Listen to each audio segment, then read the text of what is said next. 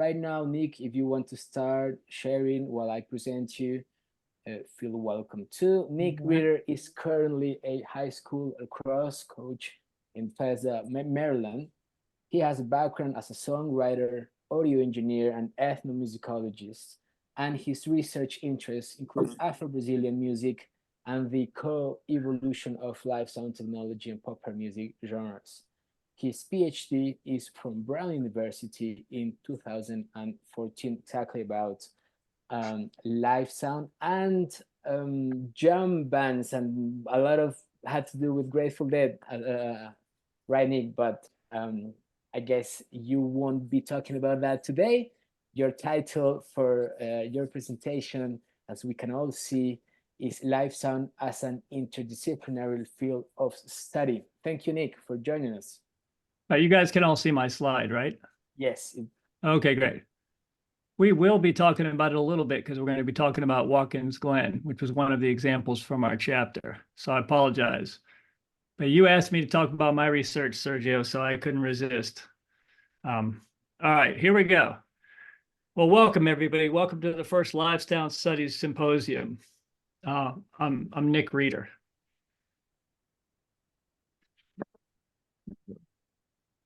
Okay, in this talk, I've divided basic into three sections. I'm going to review selected arguments for the increasing socioeconomic and cultural importance of live sound. Second, I'm going to argue for an inclusive theoretical scope for live sound studies. That includes valuing the experiences and contributions of all participants. Third, I'm going to discuss the Watkins Glen Summer Jam Festival of 1973, which is one of three historical case studies from the collaborative chapter that Sergio, Joss, Mulder, and Chris Dolly and I recently published in the book Researching Live Music. The four of us are super excited to welcome you and to gather some fresh perspectives on live sound.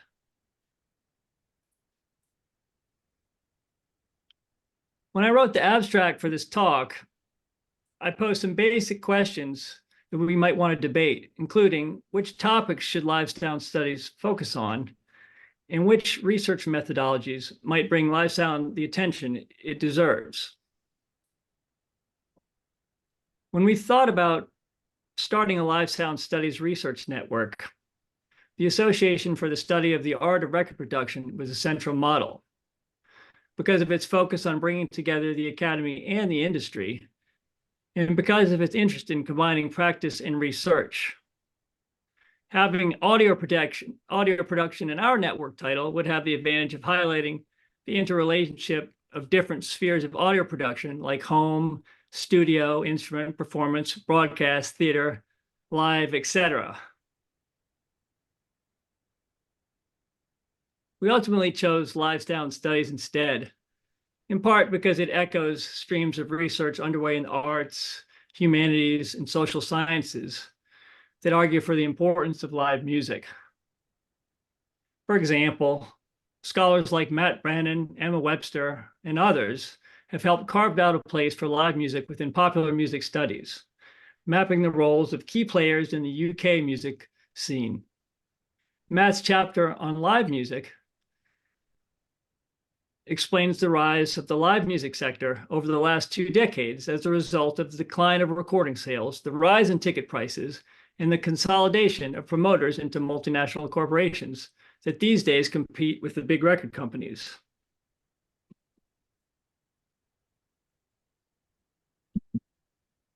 We also rejected the idea of calling our association the Association for the Study of Live Audio Production, because when you spell it out, sounds like ass slapper. But little has been done to document the work of live sound entrepreneurs and technologists, or the musical or social role of live sound. Popular music textbooks and music technology books rarely discuss live music as a site of cultural production. I see this as a result of a conveniently jumbled group of record-centric narratives that include what Charles Hamm calls the narrative of musical autonomy.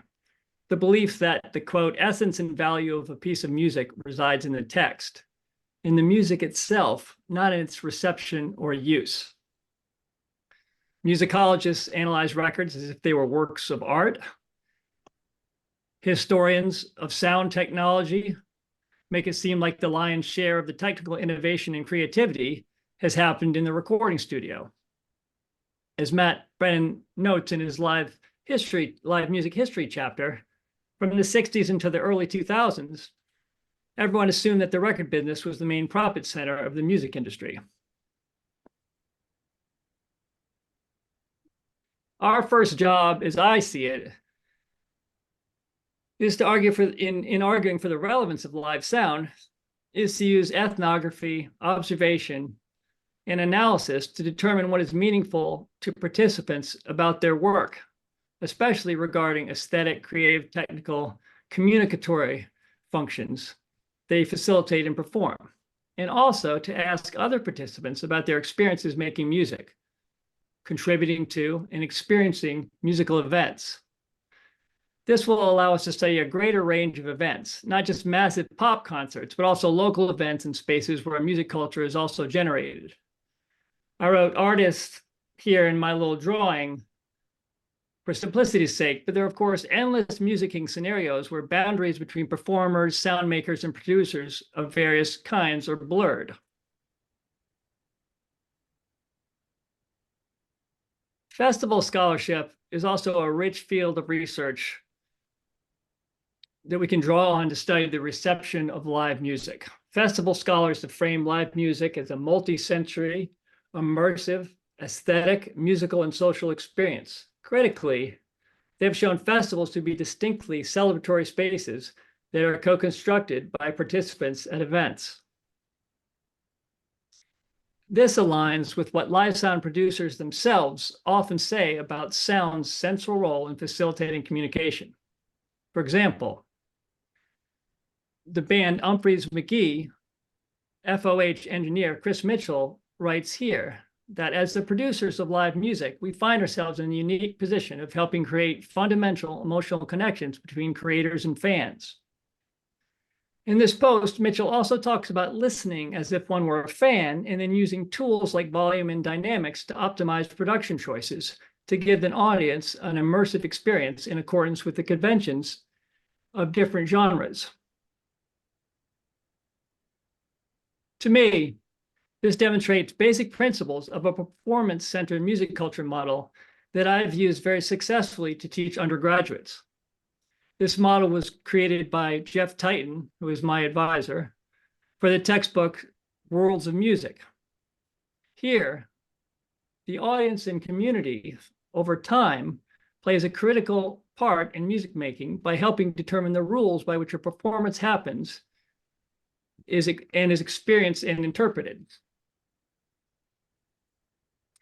Jeff's model is very similar to the model of music genre that the brilliant Italian scholar Francisco Fabri has developed. Fabri also describes rules that become codified in the context of a community, a set of musical events, real or possible, whose course is governed by a definite set of socially accepted rules.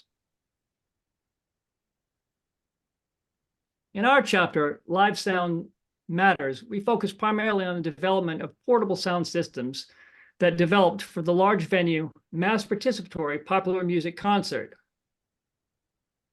primarily post-60s. We feature one example from the 50s, 60s, and 70s. The first is an Elvis concert during an era where PA amplification was primarily used for vocals. The second is a Beatles concert where neither stage monitoring technology nor PA sound has developed sufficiently to allow the band or the audience to hear the performance. The most advanced big speakers at the time were the Altec theater speakers pictured here in front of the stage.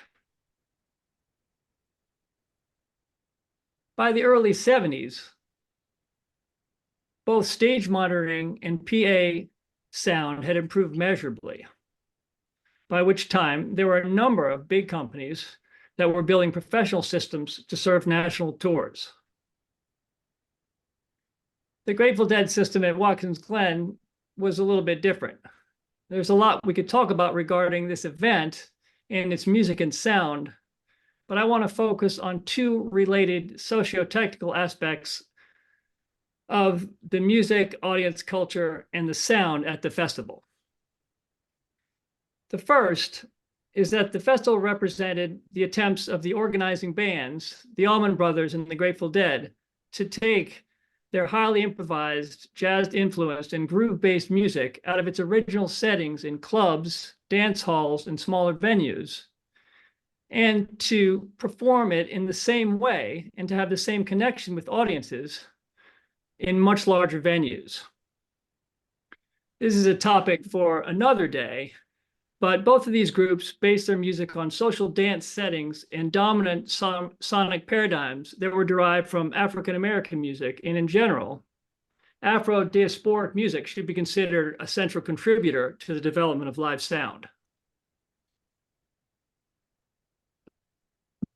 Earlier, I spoke about academic stereotypes of musical value as both a commercial and a harmonic or textual product to be analyzed.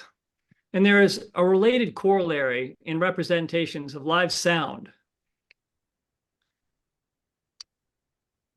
that posit amplification technology is something that simply passively replicates performance.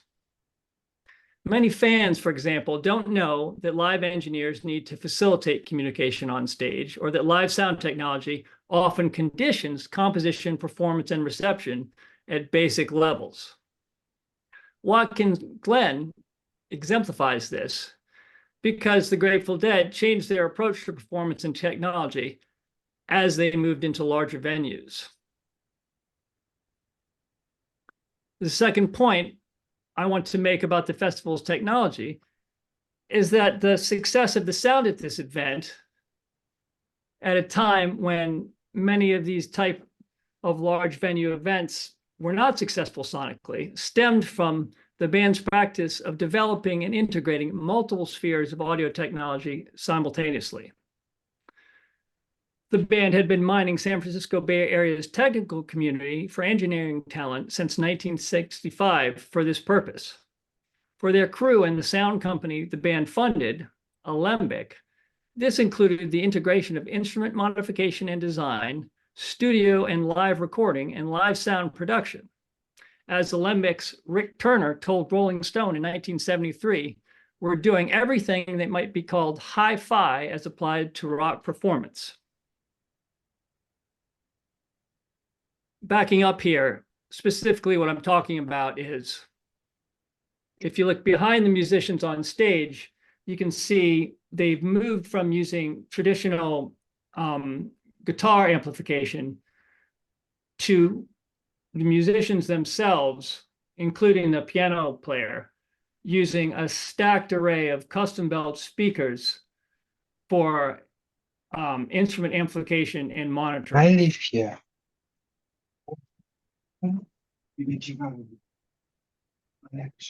One example of this kind of multifaceted approach to production was Alembic's hiring of Ron Wickersham, pictured above left, away from Ampex to work on the Dead studio and live recordings.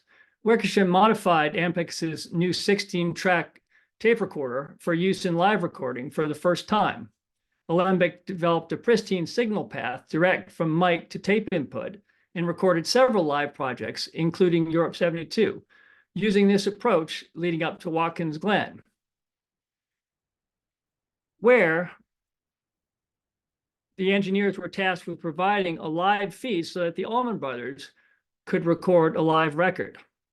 Wickersham went on to work on the sound system in 1973 as well, working alongside the man he termed its essential catalyst, Owsley Stanley, as well as the other major technical contributors, Rick Turner, John Curl, and the Grateful Dead's mixing engineer, Dan Healy. There are a lot of other fascinating things about the Watkins Glen sound system. It employed many cutting-edge practices, such as an early use of digital delay. It employed many rapidly changing paradigms about performance and production. The band's crew spent 2 weeks preparing the venue for the show, working on building the stages, digging trenches, building 16 digital delay towers, basically setting up all the infrastructure from scratch. And they managed to build it robustly enough so it all held together and provided decent sound coverage. This is a picture of the delay units they used. Nick, I'm Yeah. sorry, just one more minute, so you're aware of time? Sounds good.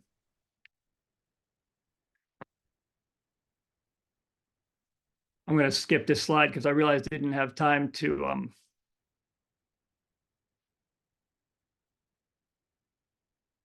black out people's names. From an organizational point of view, the festival went really well. They built things well enough so that the delay towers didn't fall down. They did not manage to provide enough bathrooms for the 600,000 people that showed up, but they only expected probably 50 or 100,000 people to show up.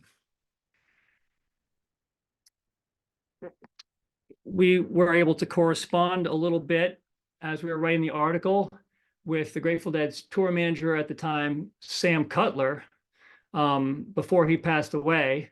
And his big concern in organizing the festival was that it have decent services and not have the kind of violence that had marred the Altamont Festival a couple of years before. And I think that largely they were successful. People who attended the festival said that, you know, in some respects, in some cases, the music was overshadowed by the sheer scale of the event. There were lines of cars stretching for miles, but a lot of other people said they could hear the music well and they had a fantastic time. I'm going to wrap this up by proposing that we think about at some point getting together and producing a volume of keywords and or themes for live sound, like the guys in Sound Studies have done, which we could debate in any number of ways. It might have some basic audio terms like dynamics and things like that. And it might also have some terms that we develop specifically to help people understand live sound. One that I have kind of made up to explain some things that I haven't been able to talk about any other way is acoustic functionality. Basically develop technology to allow performers to perform as if they were playing acoustic instruments, but on a loud electric stage, which is essentially what the musicians are trying to do here. They're putting all this monitoring technology behind them, and the goal is to be able to hear themselves and to project sound out into the audience. And with that, I'm going to conclude. Thank you very much. Thank you, Nick. Thank you very much. By the way, we will have some questions at the end of the panel. So right now we're just going to keep on going with presentations. And then at the end, we'll have hopefully 15-20 minutes to ask questions. So just please feel free to either write them and I will read them at the end, or keep them for later. Thank you, Nick, again. Let's move on to Jeff Hawley now. Jeff Hawley currently serves as the Director of Marketing for Allen & Heath, USA, and regularly contributes to a number of key audio industry magazines. Currently pursuing a PhD in philosophy at the York St. John's University, his scholarly focus is on philosophy of sound and logical positivist history and methods. His title, his presentation's title for today is Doing a Double Take, Philosophical Issues with Echoes and Live Sound. Thank you, Jeff, for joining us.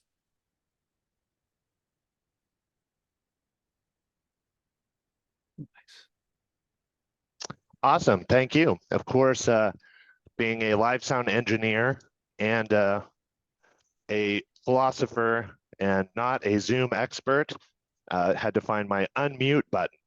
I'm sure we all recognize that refrain, you're muted, but hopefully you're seeing my screen and hearing my audio. Super excited to present today. As noted, I kind of have a day job that involves being in the live sound industry. I really enjoyed Nick's presentation, and philosophically it was cool already because there were a couple phrases and terms as he ended on this suggestion. Well, maybe we have a guidebook or some terms that we all start to use in live sound, and we come up with these descriptions of what we're up to here. And I think one of the big things that I want to settle on here and dig into a bit is maybe even a more basic question. So not necessarily the terms of art that we would use as live sound engineers, but perhaps even more basic question here from a philosophical standpoint. And that sort of question or topic that we'll dig in today is the question of where does sound occur? And so this might seem like a silly question to a crowd of perhaps largely live sound focused folks.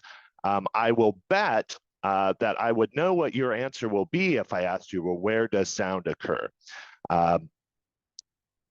Before we get into that, though, I like to just kind of back up one step and kind of set the stage philosophically. Interestingly, I think modality of vision has usually been the philosophical star when questions around perception come up. So if you think about perception, where is sound, what is sound, and these sort of questions, these are somewhat new, actually. You can look back with vision is really the where this has happened philosophically over time, with contributions from all of the heavies, really, Descartes, Newton, Locke, up through contemporary philosophers like Frank Jackson, Colin McGinn, John Searle, a whole bunch of work done around vision. Philosophy of sound has a much less well-established canon by comparison. So some initial groundwork by Aristotle, some work by the Epicureans, actually, some pretty cool poetry if you're into that. I would highly recommend. Some interesting takes from Berkeley and Hume as we progress through time. And at least from an analytic philosophy standpoint, there's a long gap up until about 1959 with Peter Strawson's Individuals. So actually today, the papers we're going to be dealing with as we talk about this question as it pertains to live sound, where is sound? That question, all of the work that really has been going on to dig into this in a really rigorous manner has been published in the last roughly 20 years. So quite a new topic. So as I said, I would be able to stake, I'm happy to say, I'll bet $20 that if we surveyed the crowd here, I know how you would answer the question of where does sound occur. There's actually 4 possible answers philosophically that I think are up for grabs here. And as laid out here, they're kind of in order of where a sounding object could possibly be. So distal, which is described as emanating from the location of its material source. So think about this as like the crack of the snare drum over there, distal theory. So where does sound occur? Well, it occurs over there, where the snare drum is. The medial theory, this is a disruption somewhere in the space in between the sounding object and the listener, sometimes referred to as the longitudinal compression wave in the air, medial theory. And this is where I would bet that most live sound engineers, if asked, are going to answer, well, medial, it's a sound wave. Where the sound wave is where the sound is. Done. Well, not quite. So I think that's what I wanted to dig into here is each one of these potential answers has some philosophical problems. And we're actually going to push on that first distal theory a bit today. Although I am up to deploying a survey, which I would love for all of you to help when I get that finally out the door this month. You'll see an email from Live Sound Magazine coming out to subscribers of that magazine. I'd like to get much more scientific read on, well, how do live sound engineers answer this question? So look for that. Continuing through these possible takes on where sound occurs, we also could say, well, it's proximal, the inner sensation. So sound occurs where my ears are, in the neuronal firings in me. Basically, sound occurs at the hearer. And last but not least, and this is a super interesting one philosophically, sounds are aspatial. They don't have any spatial characteristic. So they don't occur anywhere without some reference to some other thing. There's no metadata in and of itself in a sound. They're nowhere and everywhere. So that's a fun one. I'm going to add a fifth option. This is, again, somewhat recently put forward by a philosopher named Anton Killen, presupposing that one of these reductions is the correct analysis of sound is mistaken. So he's kind of saying, well, none of the above. Sound is a polysemous term, largely ambiguous with multiple interrelated aspects. It really depends on what you mean, what you're asking. My PhD work, research I'm digging into right now, is a bit of a variant. I seem to agree with Killen here in his take that maybe it's none of the above. So I'll be looking to our philosophical friends, the logical positivists, philosophers of the Vienna Circle. I think they had an interesting way of looking at questions and pseudo questions and pseudo metaphysical things, and basically, hey, let's just boil this down and perhaps be a bit reductive about it and look at the questions we're asking with more rigor. I'm not sure that I would necessarily think that the Vienna Circle philosophers got everything right. Certainly there's other problems. If you're a philosopher or study philosophy, you might find it strange that someone today aligns with logical positivism, but I think at least in this respect, they might have a way forward for us to get an actual answer here, and where do sounds occur. So that was all to kind of set up some background, unless you weren't familiar with the philosophical space of philosophy of sound. So there are lots of areas you can go to check this out. Casey O'Callaghan's Sounds is, I would argue, kind of the canonical work on this space right now. This was just out in the last, decade plus, a couple decades with his early PhD work, and it essentially ends up framing all of these theories in various ways, and he lands essentially on what I think is a pretty good way of looking at everything, except this conception of echoes. So Casey O'Callaghan's formulation of sounds boils down to sounds are disturbance events which bind primary sounds and their echoes together as one. So in short, the claim that echoes are identical to their associated primary sound and are not distinct sounds in their own right. So, okay, I guess I could go with that maybe. Well, what happens if we start to think that sounds and echoes just are the same thing? Echoes are some continuation of a primary sound, and they're not distinct sounds in their own right.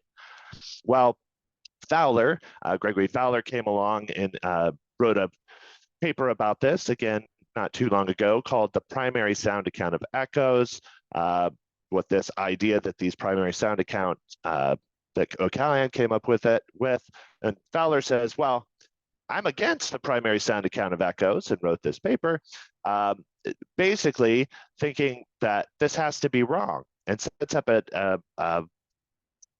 thought experiments around why we might think this is wrong.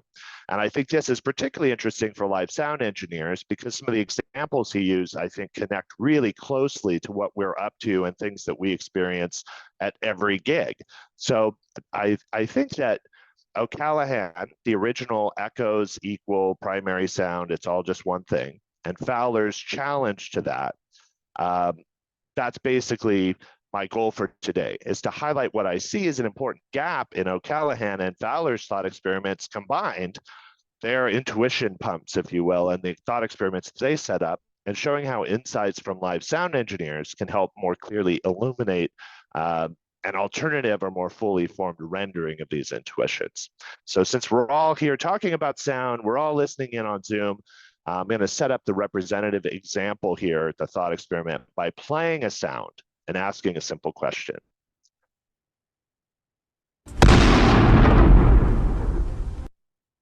So without leading the witness too much, I think it's fair to say that most of us would identify that sound as an explosion of some type.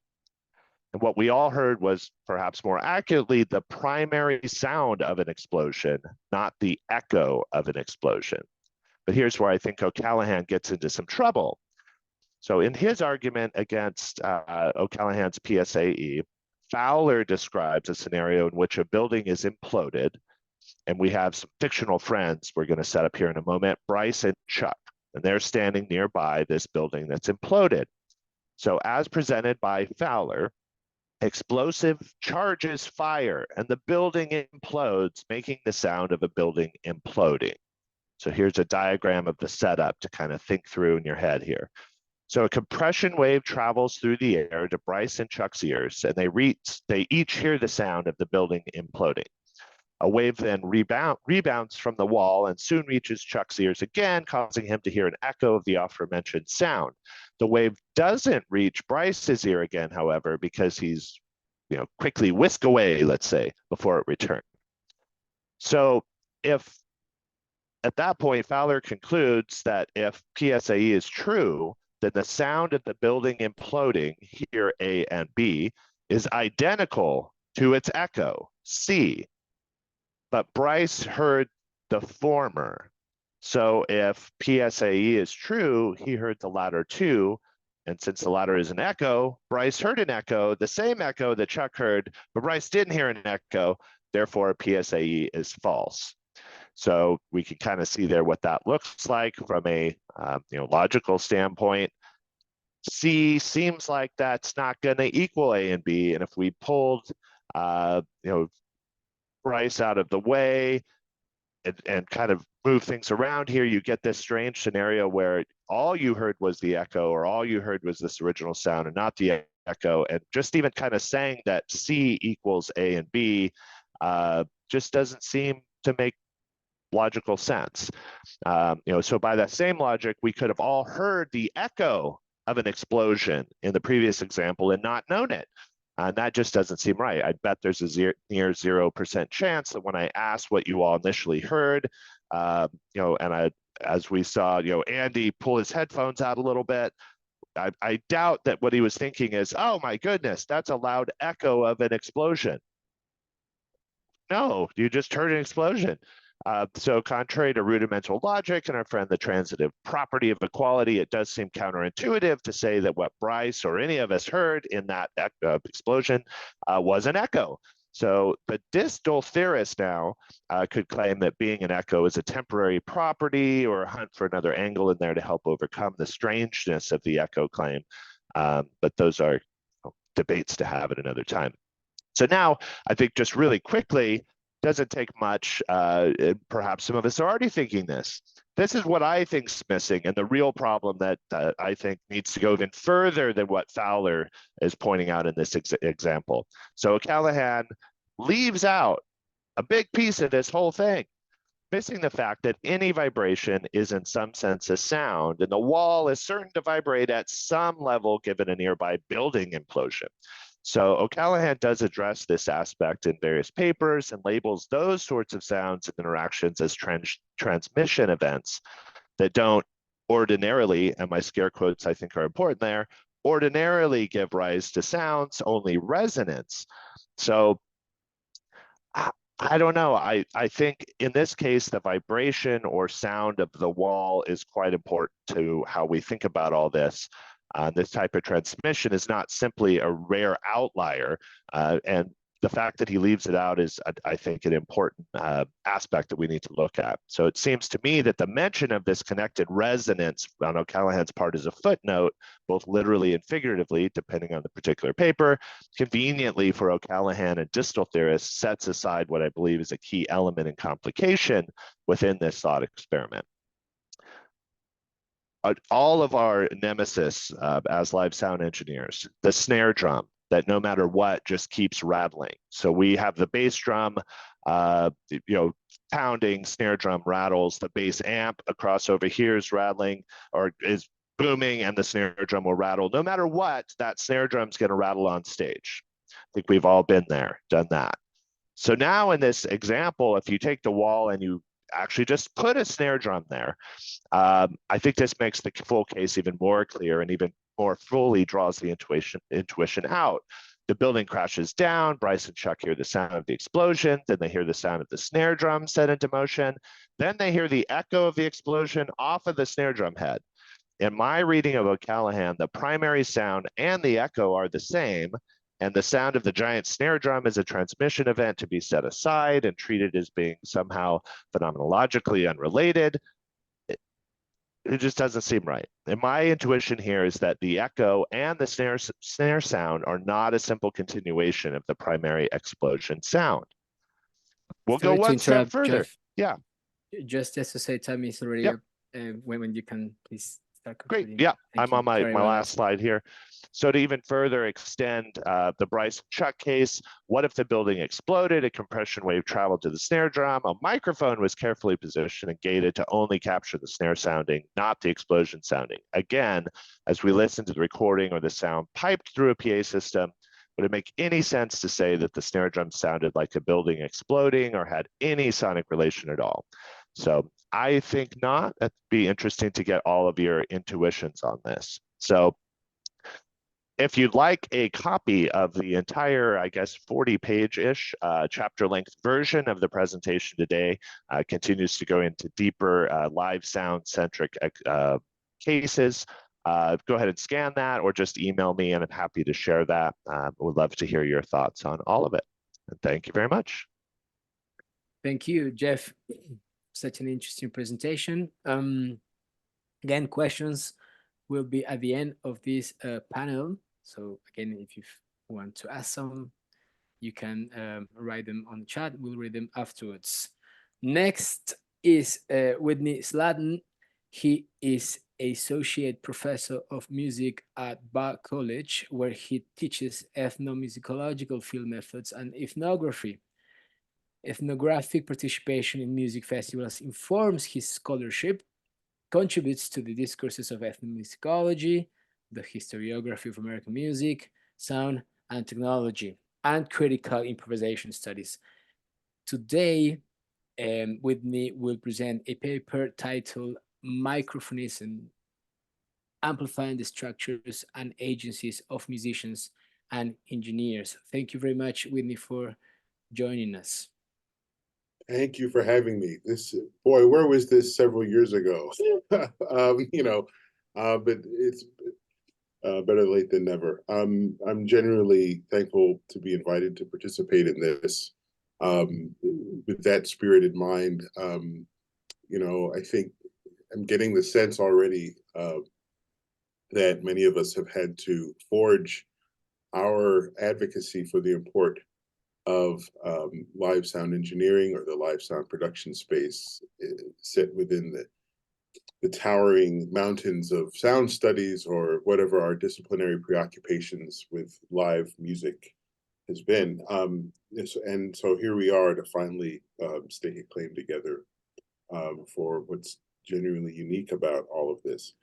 I trained at Columbia in the ethnomusicology program with interest in all sorts of things related to the more traditional ethnomusicology topic until I found out where sound studies was in sort of privileging the recording studio as the site for culturally rich technological mediation in ways that I felt often elided the well-regard for the technological mediations on the live stage.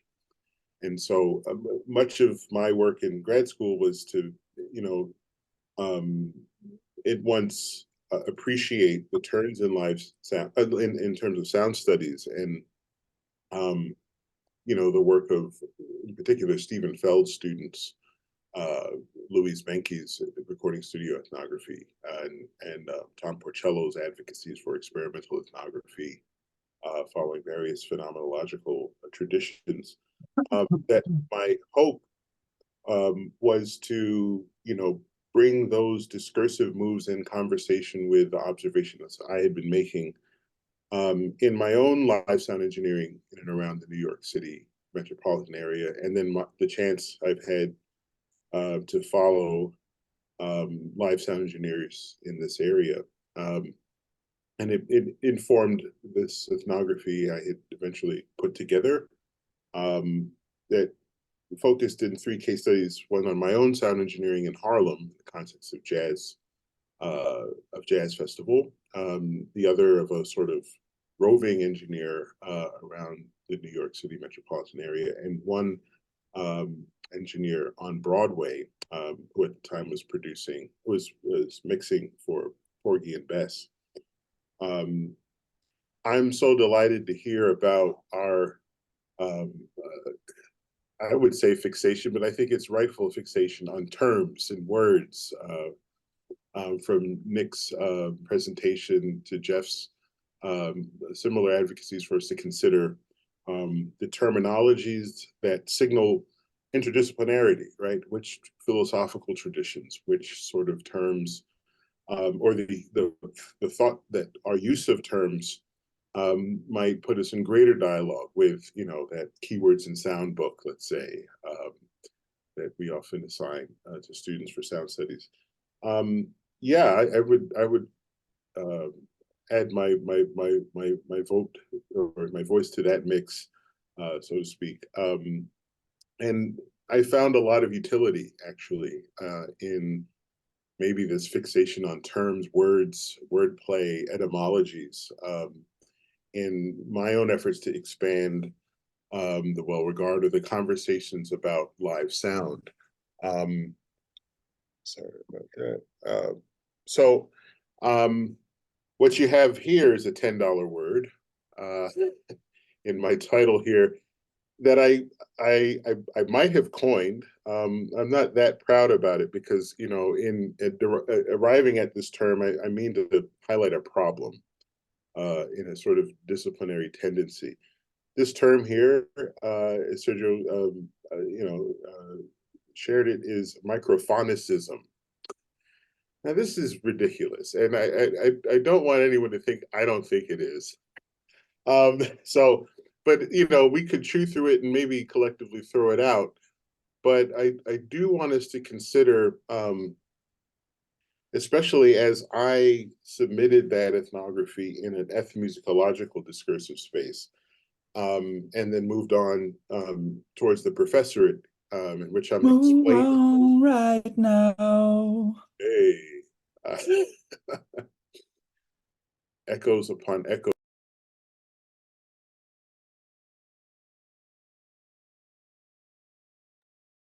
Whitney, your microphone is muted. Yeah, let's. Did it just become muted? Yeah, now it's good. Okay, that was odd. All right.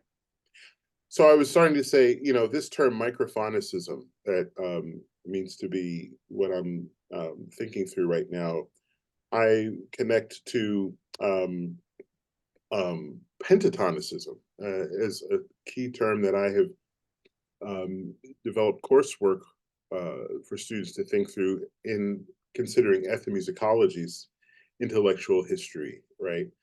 Pentatonicism is a term, for those not familiar, that we in music studies often use to sort of not only merely delineate a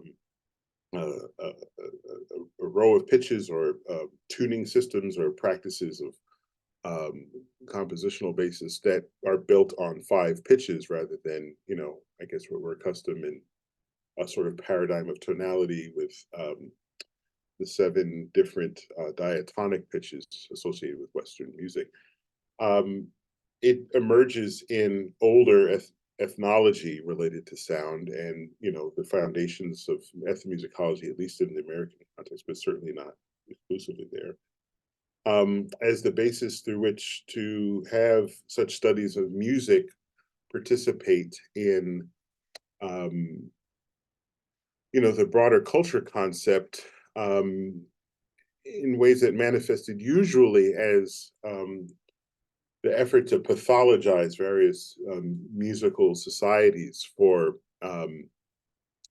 not having a fully developed tonal system, right? And so much of the older discourses about pentatonicism, of the early 20th century, at least, you find a disciplinary move of sort of highlighting, the matter of, you know, latent harmony, for instance, and these other sort of demarcations about what's not there yet in a people's stage of development. Now, of course, paradigmatic attitudes have shifted in certain more and more, and hopefully entirely, but it's fair to say that there's been enough shift where we no longer, in our consensus for ethnomusicology, subscribe to this sort of thinking.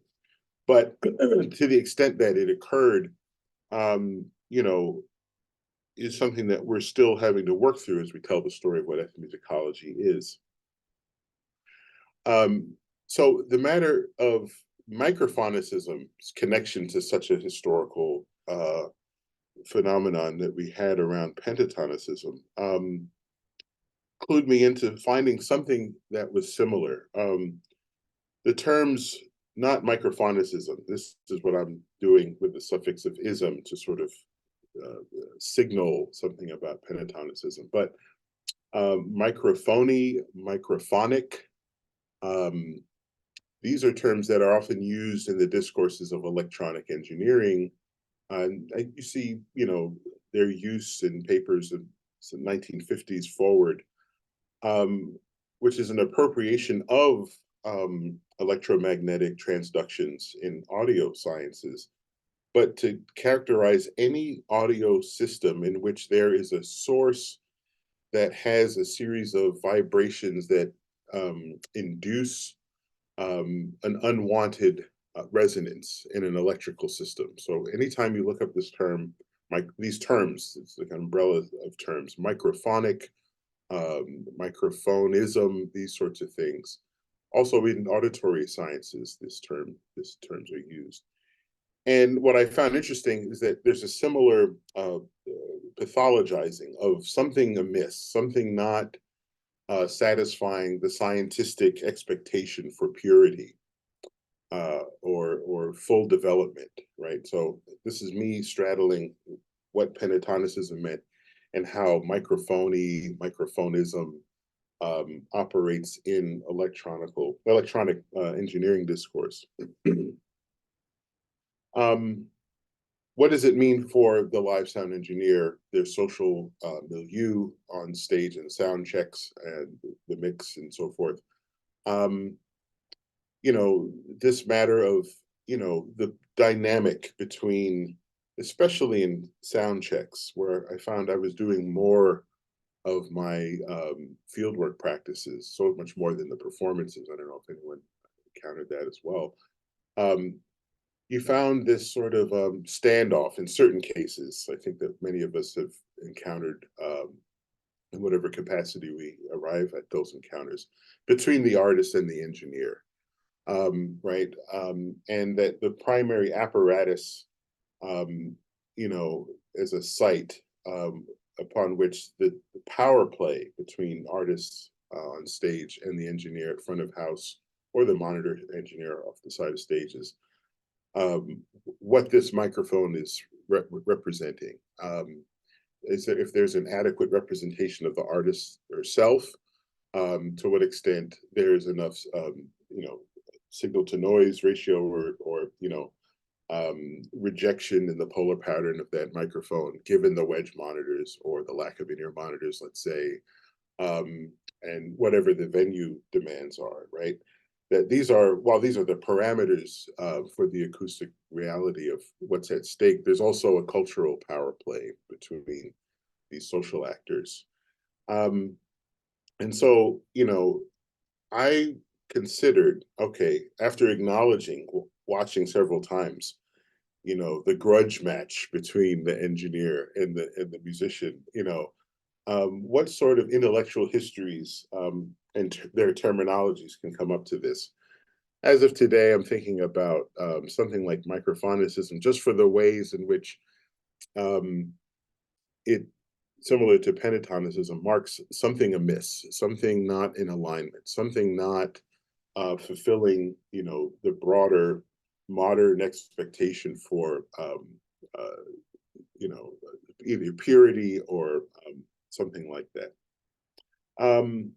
So especially in our effort to sort of be inclusive of our academic audiences into what's significant about the presence of a live sound engineer. What does it mean that there isn't a recording or a recorder as the termination of an output, right? What does it mean that amplification serves a physically co-present audience, and this who you could call a musician is there behind faders, not getting the musical cultural credit for being a creator.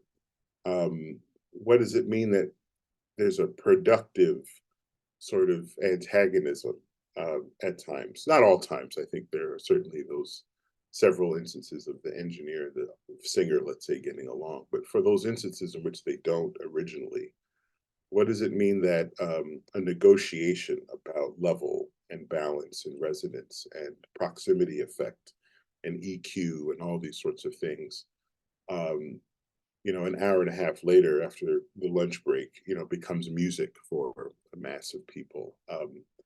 It's something to sort of appreciate in this issue about the microphone, right? If the microphone is a locus for a social encounter, of which there may be several, and there certainly are, I think there's something more inclusive about the fixations on the microphone that could lend itself to a broader interdisciplinary appeal. And so for me, anything like this social encounter that happens around the microphone, the engineer and the artist, sure, the engineer and the artist asserting their creative mastery, their musicianship, right? This sort of thing. I've put in conversation with critical improvisation studies, the matter of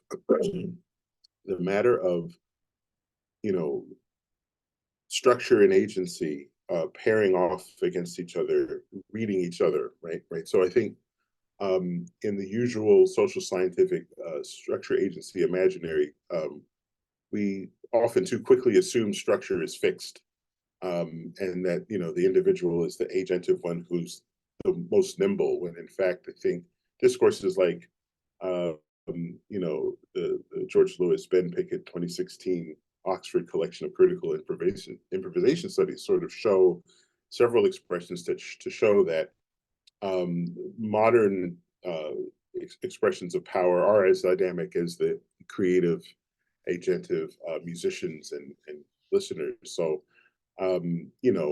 such details about the social practices with microphones fits into that discourse, as well as the discourse in jazz studies, right, where much of my work was in Harlem, in those field sites. Brings me to consider Robert O'Mealy's recent book entitled Antagonistic Cooperation, in which he's thinking about not just only the antagonisms between musicians at various moments in jazz history, or the history of many genres, but to be inclusive of the sound engineer as, an impotence, right? Reactance, resistance, as we have in electronic terms, that, sometimes resistance produces this sort of thing. And just as I close, if you give me a couple more seconds here, I'm going to try to screen share to show how I've sort of pictorialized my advocacies for this work. Screen share. Oh goodness, I haven't. My Zoom chops are very rusty, which is a good thing for the world, I think. That we have. Oh goodness, I need a password. Oh goodness. Oops.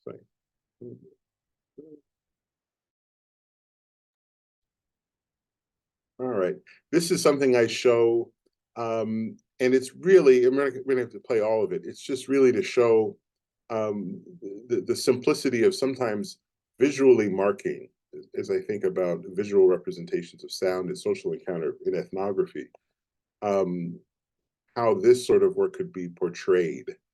And, I don't know how much we'll get into this, but just to highlight microphone stands, microphone cables, You know, even in those old jazz recording photographs, the juxtaposition of such highlighting to the video.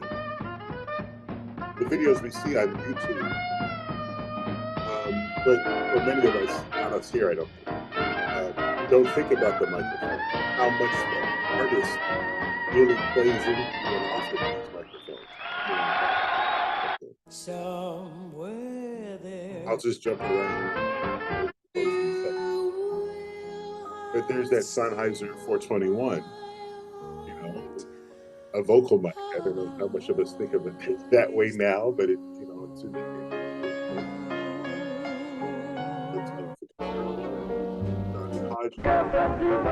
This is my favorite.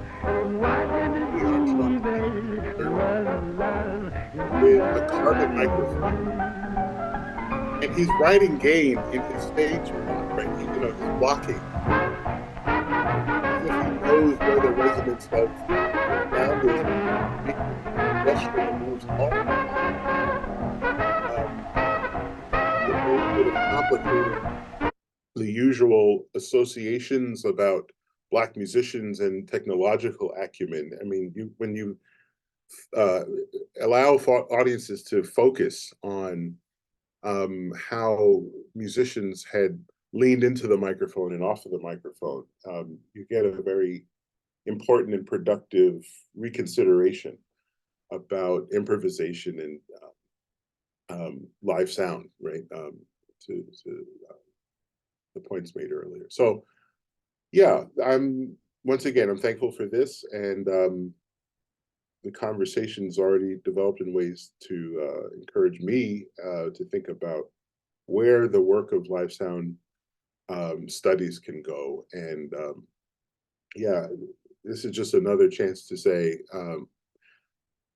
to use terms, I think, or keywords, I think it could be productive, you know, not immediately, but I think we may be onto something with that. Thanks a lot. Thank you, Whitney. Definitely something to think about, and what better way to do that than collectively. So thank you very much for pointing that out. Next presentation will be by Andy Battentier, who is the author of A Sociology of Sound Technicians, Making the Show Go On, the public version, which is the public version of his thesis defended in 2020, which was a comparative study of careers and working practices of sound technicians in music in France and the Netherlands. The presentation, it's titled Putting Sound Work in Art Worlds, from support personnel to technical intermediaries. So thank you very much, Andy, once again for being here.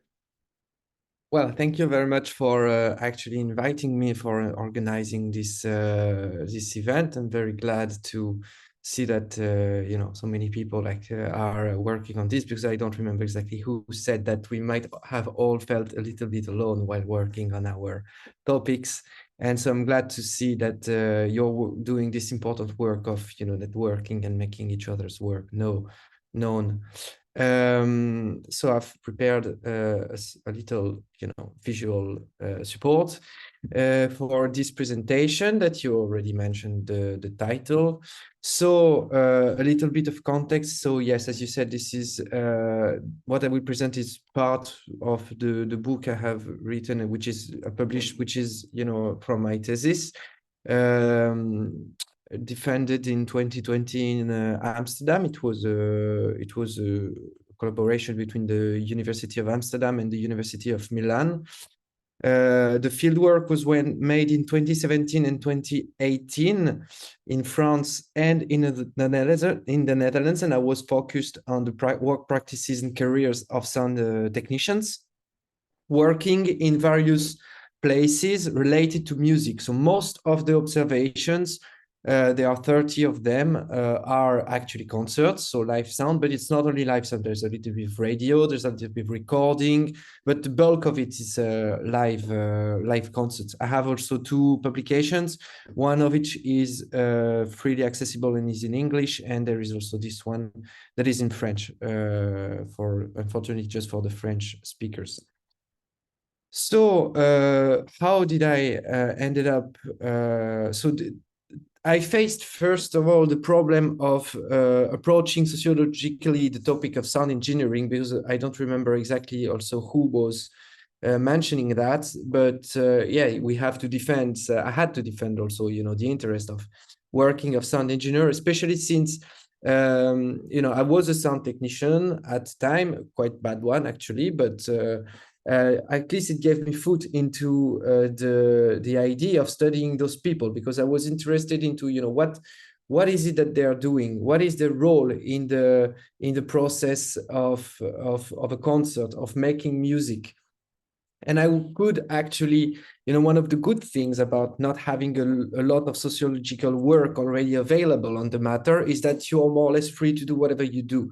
So I came with the idea just to study those people, and that was new in itself. So I didn't came with a lot of theoretical ambition at first, but I just wanted to, you know, describe the role and show what was it that they were doing in the process of the production of what I had called cultural meaning. And so in order to move forward with that, I needed to define cultural meaning.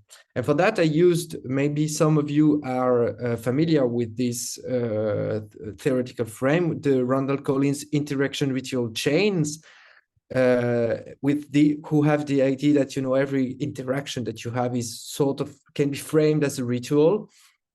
And there is also more specifically the works of Jeffrey Alexander, about cultural performances, which is sort of a subset of, which could be framed as a subset of interaction ritual chains, which is, you know, adapts well with the cultural events.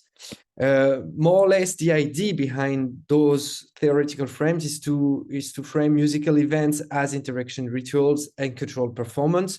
So the idea is to first have a step of gathering. This is always functioning according to the same pattern. You have a step of gathering, then you have an interaction going on, and then you have outcomes to this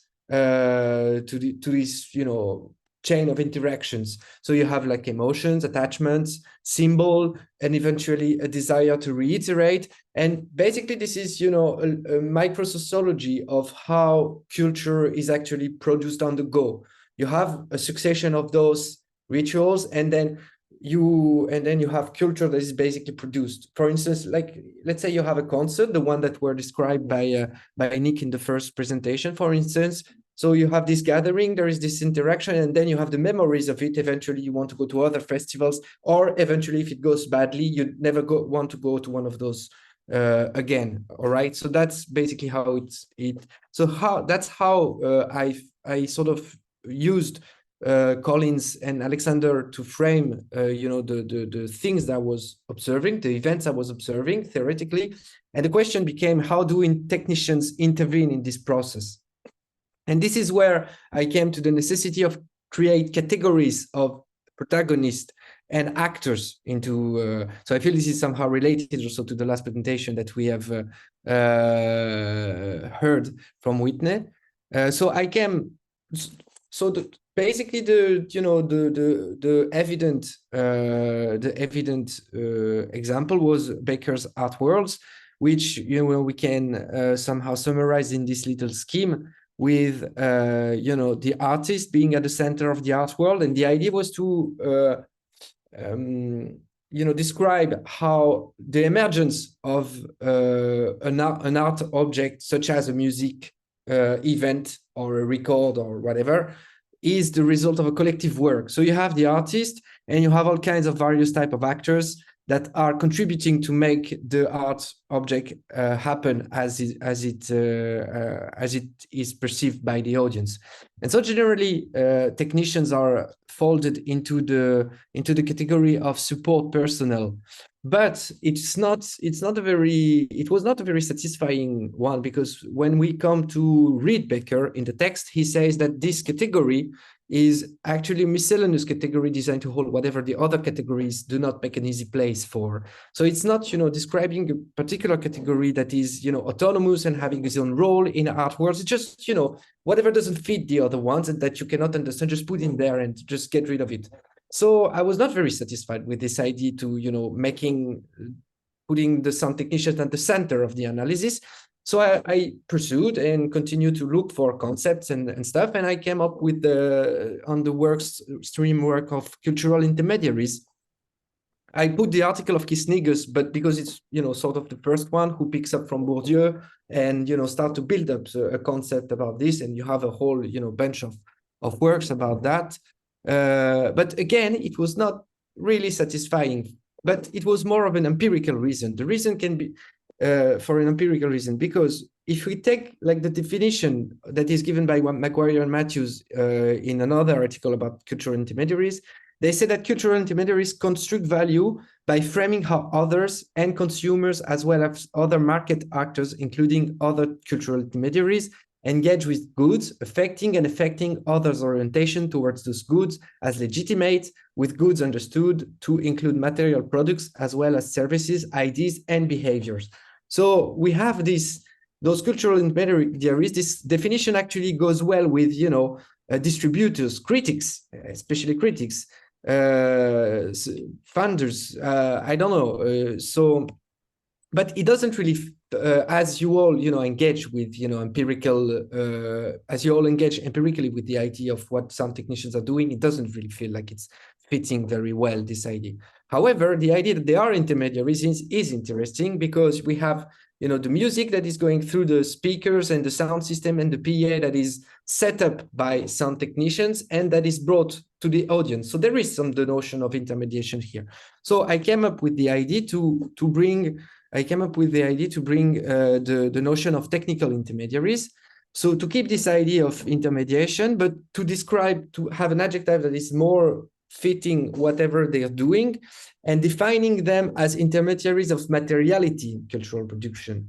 So let's take an example. You have a concert and you have musicians and cultural intermediaries, a producer, let's say, or a venue manager who's saying, I want your band in my venue and we're going to make a concert together.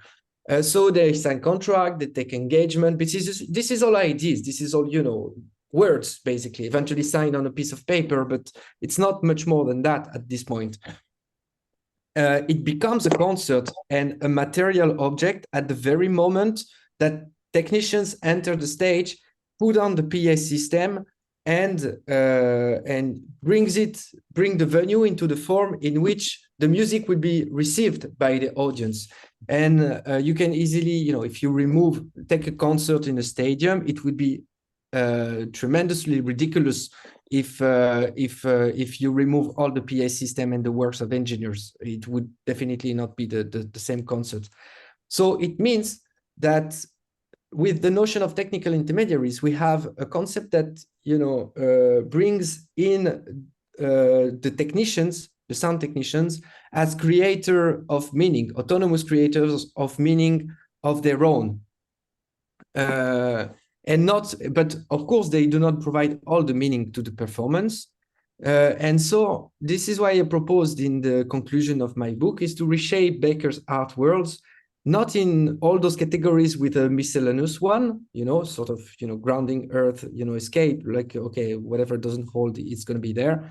It's more like only 4 actors. And rather than putting the artist at the center of it, they are all put it on sort of an equal plane.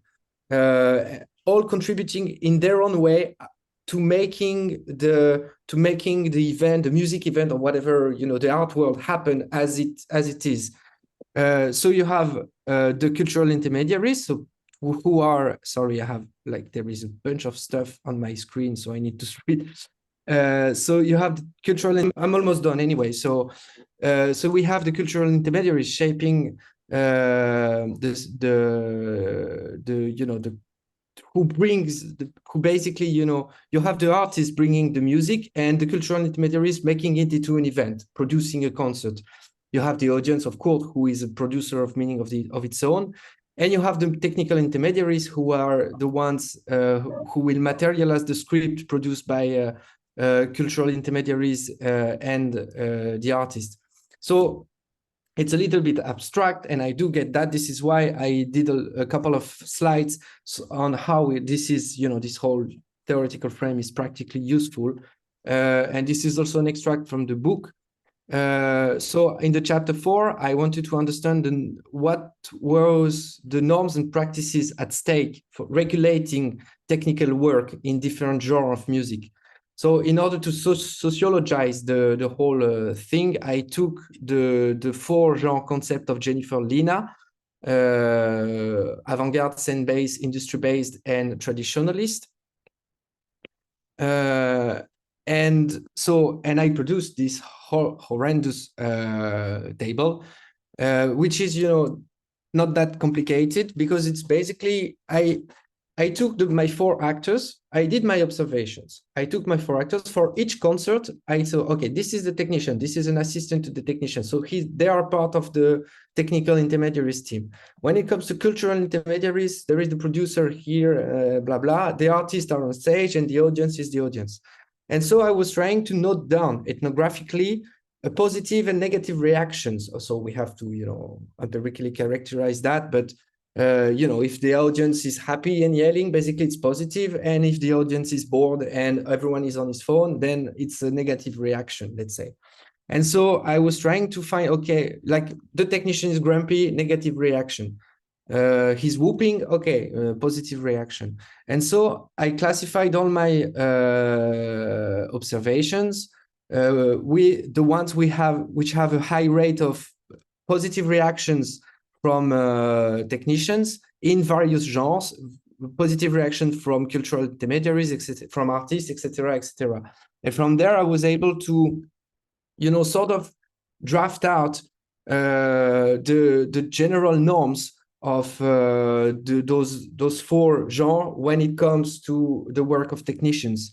So in scene-based, basically, the technicians are very powerful. They decide a lot of stuff.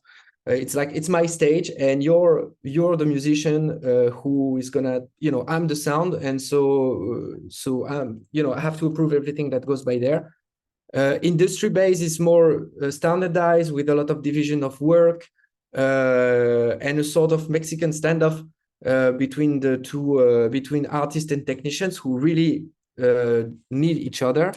When it comes to traditionalist, artists are really sacralized and technicians are really not respected. This counts for classical music, where I observed a classical orchestra once, and basically when it was the Bolshoi orchestra, and when they arrived on stage, they basically moved every microphone because, I don't like it in front of my face and blah, blah, blah. But, this is what is interesting is about Lena, is that cover bands actually fall also into the traditionalist repertoire. And I could observe that, this is also the same norm, because of course, not the same people, it's not done in the same way, but the sort of relationship to the technician is the same, both in classical music and in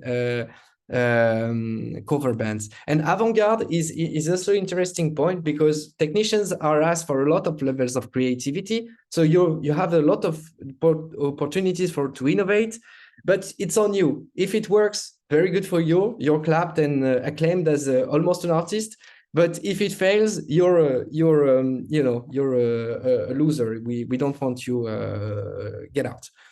So how is this practically useful?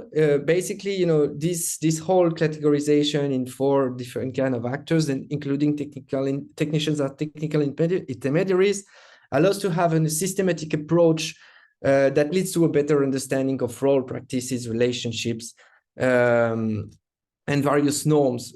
It's an operational tool that is, in my opinion, quite useful in order to understand music practices and a lot of things in general. Okay, thank you. I'm done.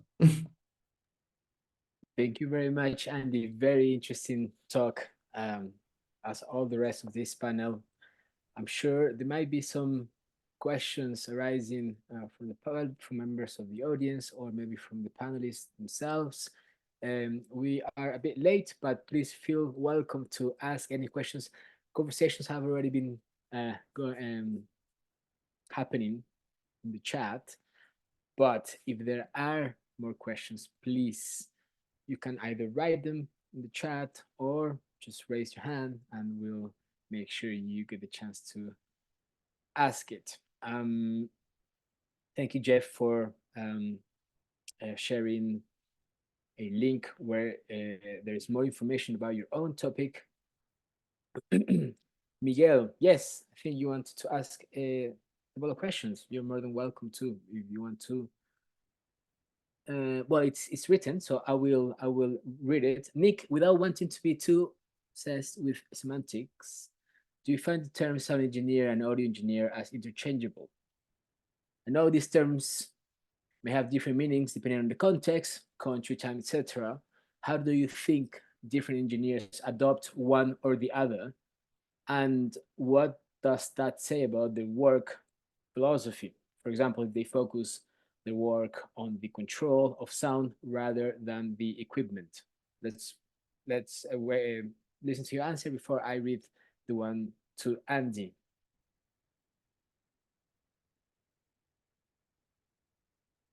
Don't forget to turn on your microphone, Nick. Nick.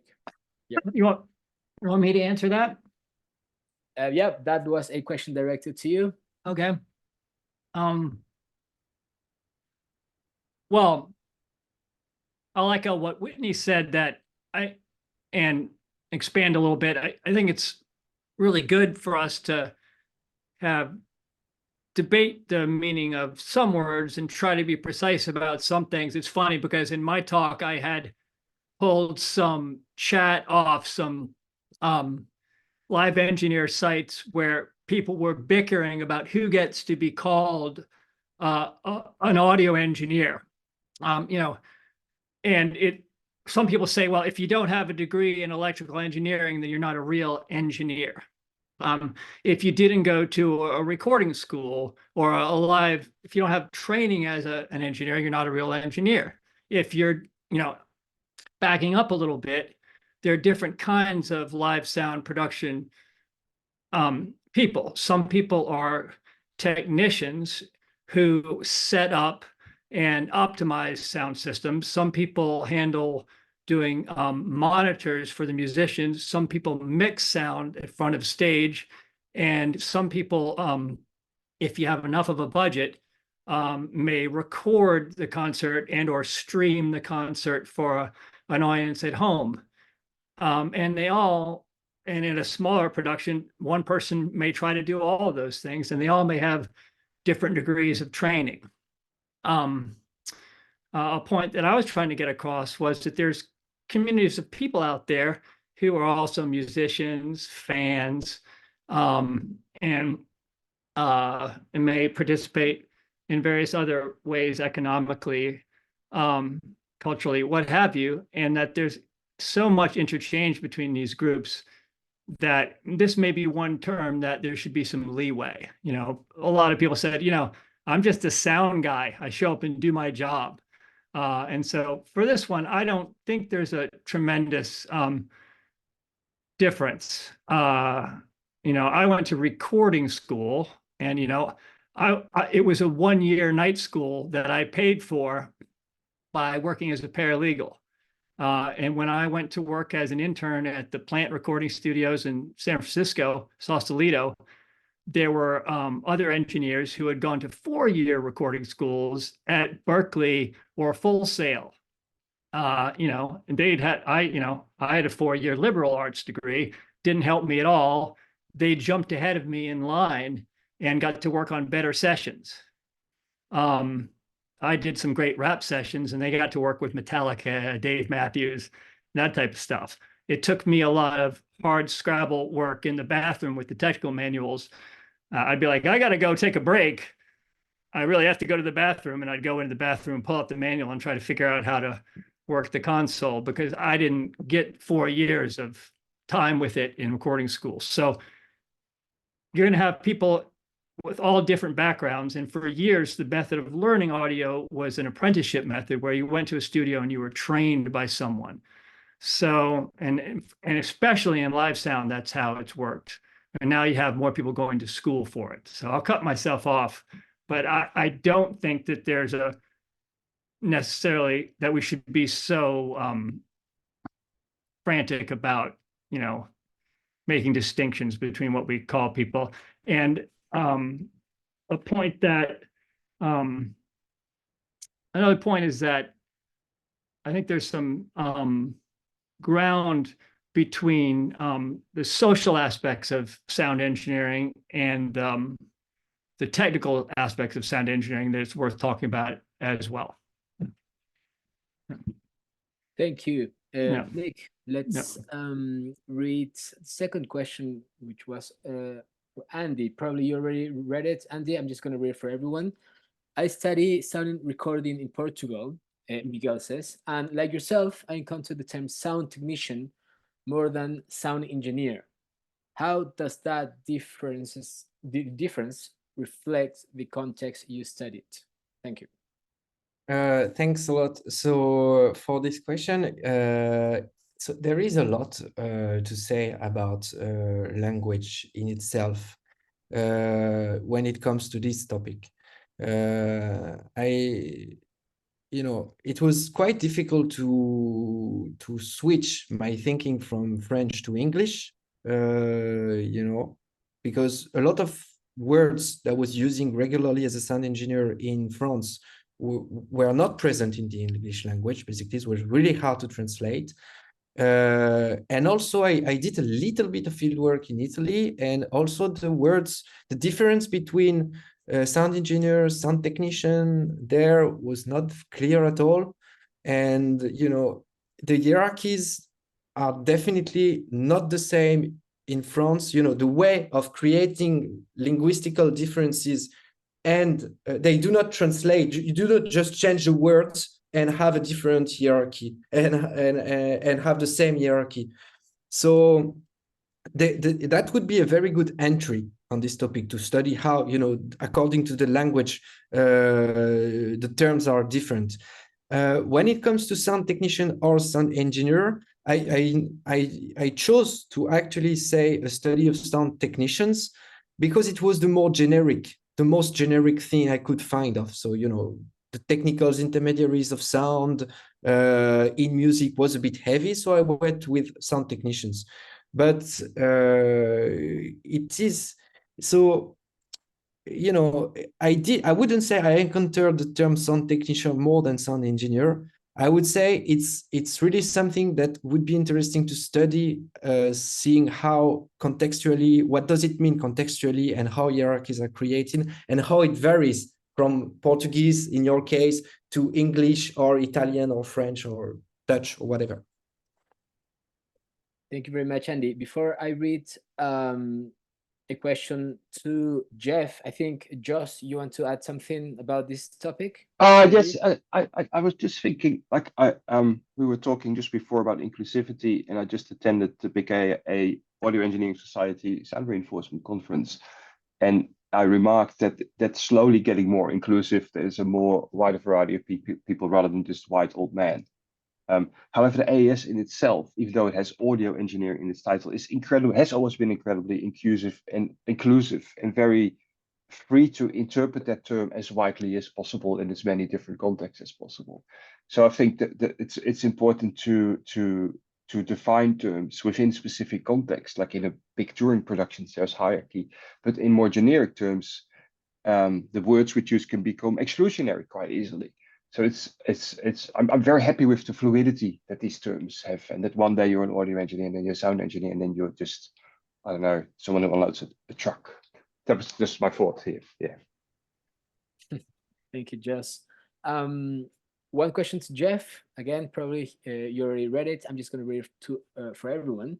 If a trip from Barcelona to Las Vegas takes another one of those hypothetical games, one like the one you were showing. If a trip from Barcelona to Las Vegas takes place over time, there is no logical answer to the question, what is the specific single GPS location of the trip?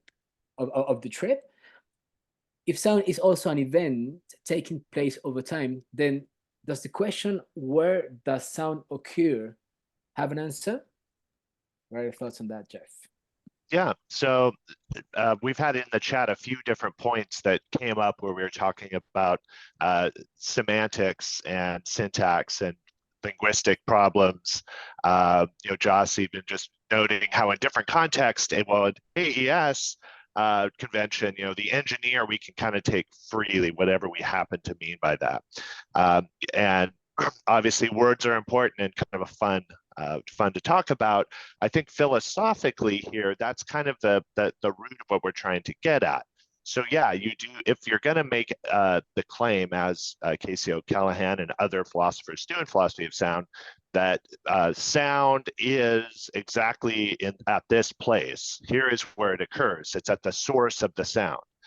And then you overlay this temporal aspect, things really start to get complicated. And I think my answer here, if you're saying essentially, you've got a question where you're saying, what is the specific single GPS location of a trip? You already are kind of asking a question that is in a format that you wouldn't normally be asking. So I'm going from here to there. Well, where is the location of the trip? Well, from here to there is no single location, it's a combination. So in our languaging already, I took a trip to Oregon from California. Well, the trip is that whole path. We wouldn't actually say, well, where is the single location? There is none. It is over time. I think in the same way, if what we're saying is where does sound occur, and we say, well, it's wherever this continuation of the sound occurs. And O'Callaghan says that these can interact in some way, and other philosophers take that path. Then the problem is now you've you're overcounting, like anything and everything can be a sound. Everything since the Big Bang is all just one big sound, and that can't be right either. So yeah, I think that's where it's really fun. I go back to the original, our first presentation from Nick, where he had the visual of the Grateful Dead overhead view of these delay towers from the stage. And I love that visual because I think it also kind of gets at, well, where does sound occur? Does it occur at the stage? Does it occur at each of those delay towers? Is it in the ears of the people listening? Well, now how many sounds do we have? So I think, again, it's kind of back to, that's why I think this is a fun question. I do think I have a way that we might be able to answer it. Still working on that. The very, very, very short version, just to keep us on time here, is, well, we need to ask a better question, just as in Michael Grodsky's question there. What is the specific single GPS location of the trip? Well, what do you mean by that? And that's where I think the logical positivists, the philosophers of the Vienna Circle in the 1920s and 30s, basically coming up with an ideal language, get much more scientifically and logically rigorous in our question. And now, okay, well, I see what you mean by where does sound occur. You really mean where is the sound wave at a given time? I can answer that. I think we're asking kind of the wrong question. It's a fun philosophical question, but I don't know if we ever can answer it singularly. Where does sound occur? It's kind of that question, I think, opens up this problem we're talking about here, and that's what's fun. Ultimately, let's narrow it back down. So thanks, great question. Thanks, Jeff. There's a clarification from Miguel that we can all read in the chat right now, but I'm just going to go a bit up for one last question before we end this panel. And this question is for Andy as well.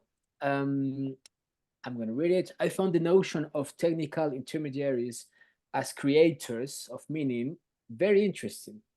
But in that same logic, would you say that the fourth part of the diagram, the audience, can also be creators of meaning by reacting to sound and reshaping it, like for example, singing along, shouting, etc.? Yeah, the short answer is yes, because this is the whole point, even because the idea is to say, okay, this is not an artist on stage giving, you know, whatever he has or she has to give to a passive receptive audience. But it's really, you know, this whole, it's really about taking the next step after Becker. Like Becker is saying, okay, this is collective, but the art part of it, you know, the message is carried and the meaning is carried by the artist ultimately. So this is going for, if we apply this, you know, Randall Collins sort of idea, is that we take, you know, cultural event as, you know, what is it that we are doing together, and what is it that it means, what are we creating, not only for ourselves but as a group. And into this perspective, of course, the audience is a creator of meaning. And just one very quickly, this doesn't, you know, steps down the role of artists themselves, because they have a very specific and role into this process, and they are pivotal, of course, and they have a specific, you know, mastercraft, mastering. And etc. etc. But if we want to get sociological, we need to, you know, see how every actor in his role is bringing, you know, meaning. So yes, the audience is definitely a creator of meaning, and we have to think it that way if we want to get into this logic. Great, thank you very much, Andy. I think, unfortunately, we don't have more time for questions. There was one more for Jeff. Feel free, Jeff, you want to answer that by text so that it doesn't get lost in